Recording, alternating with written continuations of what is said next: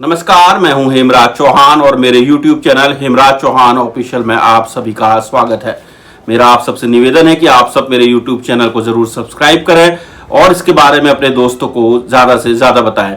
आज मैं आपसे बात करूंगा हिमाचल सरकार के एक ऐसे फैसले की जिसकी तारीफ हर किसी को करनी चाहिए और उत्तराखंड जैसे राज्य जो पहले से ही काफी कर्जे में डूबा हुआ है, उस राज्य के सरकार को, उस राज्य के मंत्रियों को और उस राज्य के विधायकों को इससे सबक लेना चाहिए। तो मैं सबसे पहले बात करूंगा हिमाचल सरकार के उस फैसले की जिसकी मैं आपसे कह रहा हूं कि आपको भी तारीफ करनी चाहिए। दरअसल हिमाचल में कांग्रेस की सरकार है और सुखविंदर सिंह सुक्खू वहां के मुख्यमंत्री हैं। उन्होंने विधानसभा में जानकारी दी कि हिमाचल सरकार के मंत्री और मुख्यमंत्री 2 महीने का वेतन नहीं लेंगे। उन्होंने बताया कि कैबिनेट में इस बात को लेकर चर्चा की गई और उसके बाद यह फैसला लिया गया। उन्होंने कहा कि यह फैसला इसलिए लिया गया है क्योंकि हिमाचल सरकार आर्थिक संकट से गुजर रही है, उस पर काफी वित्तीय बोझ पड़ रहा है। उन्होंने इसकी वजह यह बताई कि केंद्र सरकार से उन्हें समर्थन हासिल नहीं हो रहा है। इसके अलावा उन्होंने बताया कि जीएसटी का जो मुआवजा मिलता था वो भी उन्हें नहीं मिल रहा है। इस वजह से उनकी सरकार लगातार घाटे में चल रही है और उन्होंने बताया कि हिमाचल में जिस तरीके से राज्य में आर्थिक संकट है उसके मद्देनजर यह फैसला लिया गया है। हालांकि 2 महीने बाद सभी मंत्री, मुख्यमंत्री अपना वेतन लेंगे। इसी के साथ ही हिमाचल के मुख्यमंत्री सिक्कू ने न सिर्फ अपने विधायकों से बल्कि विपक्ष के विधायकों से भी गुजारिश की है कि वो लोग भी 2 महीने का वेतन न लें। वहीं अगर आप उत्तराखंड सरकार की बात करते हैं, मैंने आपको क्यों कहा कि धाकड़-धामी सरकार और प्रदेश के सभी विधायकों को इसके बारे में सोचना चाहिए और इन सब से कुछ सीखना चाहिए। आप सब जानते ही हैं कि गैरसैंण जो कि उत्तराखंड की ग्रीष्मकालीन राजधानी है, वहां पर 3 दिन का मानसून सत्र आयोजित किया गया था और इस मानसून सत्र में विधायकों के वेतन बढ़ाने संबंधी बिल को पास किया गया था। इस बिल के पास होने के बाद राज्य के विधायकों को 4 लाख रुपए प्रति महीने सैलरी मिलेगी, जो पहले 2,90,000 रुपए थी।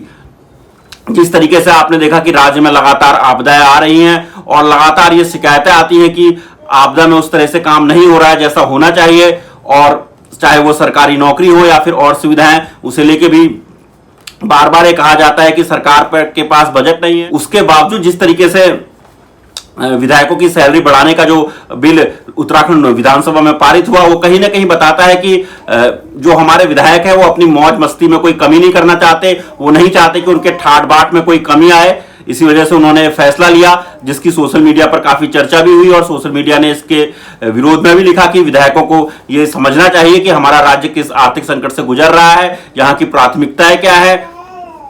उत्तराखंड के जो पूर्व विधायक हैं गणेश गोदियाल, जिन्होंने हाल में ही पौड़ी गढ़वाल सीट से चुनाव भी लड़ा था अनिल बलूनी के खिलाफ, वो एकमात्र ऐसे राजनेता हैं जिन्होंने स्पीकर को पत्र लिखा कि पूर्व विधायक होने के नाते जो उनकी पेंशन में वृद्धि की गई है और जो उनके वेतन भत्ते बढ़ाए गए हैं वो इन बढ़े हुए वेतन भत्तों को नहीं लेंगे। उन्होंने कहा कि इसकी वजह यह है कि राज्य में हालात यह है कि राज्य में 5 से 6 हजार रुपए में लोग काम करने को मजबूर हैं। संविदा में लोग रखे जा रहे हैं। आपदा प्रभावित क्षेत्रों में जो लोग बुरी तरह से प्रभावित हुए हैं उनका सब कुछ नष्ट हो गया है, उन लोगों को आर्थिक मदद नहीं मिल रही। दूसरी तरफ विधायकों के वेतन बढ़ाने संबंधी जो बिल पास हुआ है ये एक तरीके से बहुत ही गलत फैसला है। उन्होंने कहा कि एक कमीशन बनना चाहिए जो तय करे कि विधायकों की सैलरी कितनी होनी चाहिए। सिर्फ राय दे सकता हूं और ये कह सकता हूं कि जिस प्रदेश में इतने 6 और 8 हजार रुपए में लोग नौकरी कर रहे हों, अपना परिवार पाल रहे हों, जिस प्रदेश में आपदा में जिन लोगों का सब कुछ छिन गया उनको बांटने के लिए सरकार के पास पैसा न हो, ऐसे प्रदेश में पूर्व विधायक के रूप में जो बड़ा हुआ, जो मुझे पूर्व विधायक के रूप में जो सबको बड़ा, मुझे भी बड़ा होगा, तो मैं माननीय हमारी विधानसभा के अध्यक्ष को एक पत्र लिख रहा हूं जिसमें मैं ये उनसे उम्मीद करूंगा कि मुझे ये बढ़ा हुआ बिल्कुल नहीं चाहिए। ऐसे में जबकि लोग परेशान हों, ऐसे में ये बढ़ा हुआ वेतन या भत्ता या पेंशन जो भी उसको कहें वो लेने से मेरी अंतरात्मा मुझे कचोटती है। और मैं आपको बता दूं हिमाचल सरकार पर करीब 85,000 करोड़ रुपए का कर्जा है और हिमाचल सरकार पर जो सबसे ज्यादा कर्जा है वो शिक्षा और स्वास्थ्य में जो पैसा खर्च करती है वो इस वजह से है। शिक्षा और स्वास्थ्य में हिमाचल सरकार सबसे ज्यादा पैसा खर्च करती है। उसके सबसे ज्यादा